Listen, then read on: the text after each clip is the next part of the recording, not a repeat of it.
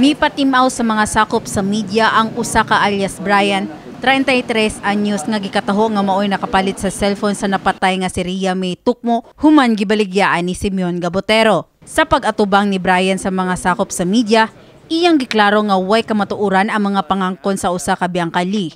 Ilabi na sa pamahayag ni ini nga nakaistorya pa niya si Ria May ni adtong Hulyo 17. Kahinumduman nga base sa investigasyon, nasayran nga napatay si Ria May Hulyo 16 ug napalga na lang sulod sa usa ka karton niadtong Hulyo 17. Una na sad mipadayag si Biangkali nga Hulyo 17 sa buntag na gidispatsar ang cellphone. Apan gibutyag ni Brian nga Hulyo 16 sa alas 2:00 sa hapon, iyang napalit ang maong cellphone gikan ni Gabotero. Ako'y nakapalit sa cellphone ni Ria May Tukmo July 16 alas 2:00 sa hapon. Unya regarding sa katong pamahayag ni Bea or Biangkali nga July 17 gibaligya ang cellphone niya, si Jewel Smith ang nagtunol sa cellphone tirinako. Dako to siyang bakak. Kay ako mismo nakapalit sa cellphone niya. Ang gabaligya sa cellphone is si Gabro. Ang maong mga impormasyon mausab ang gitug-an ni Brian sa kapulisan ni adtong Hulyo 19 dungan sa pag-turnover niya sa cellphone. Kahinumduman nga sa milabayng adlaw, gipagawa sa Labangon Police Station 10 ang screenshot sa panagstorya sa una ug ikaduhang nakapalit sa cellphone ni Ria May.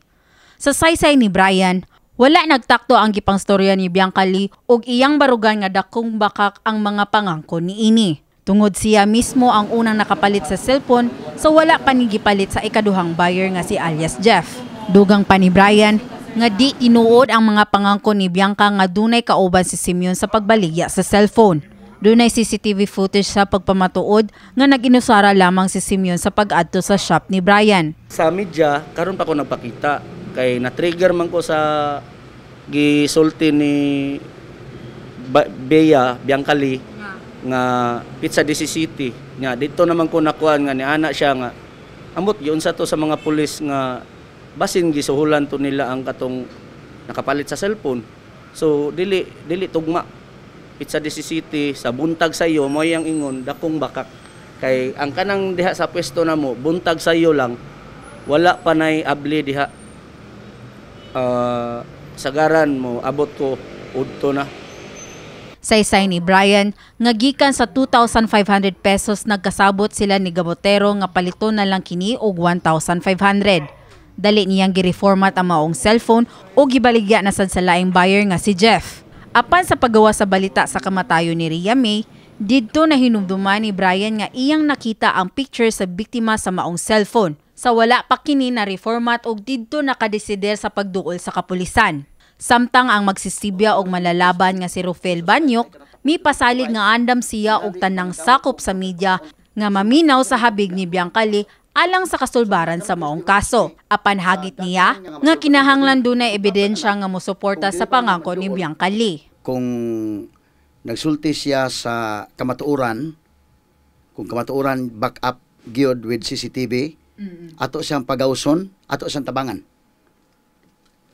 Unya ato siyang i-assess, ato siyang i-pasod sa Witness Protection Program, kana kung tinuod kining iyang mga pamahayag.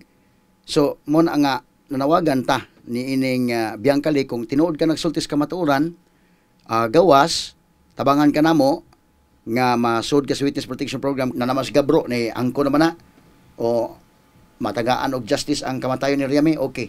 Pero kung ma-appeal pa ta og entertain og mga quote-unquote witness unya dili tinuod, lisod magud nga malawgaw ang kaso. No, ang atong tuyo ang hustisya man. So, ang atong paningkamutan nga makuha atong hustisya. Nga di pud ta maka-among og uban nga kanang way labot. Kini si Mary Francis Lynn Kaayon, alang sa My TV, Cebu.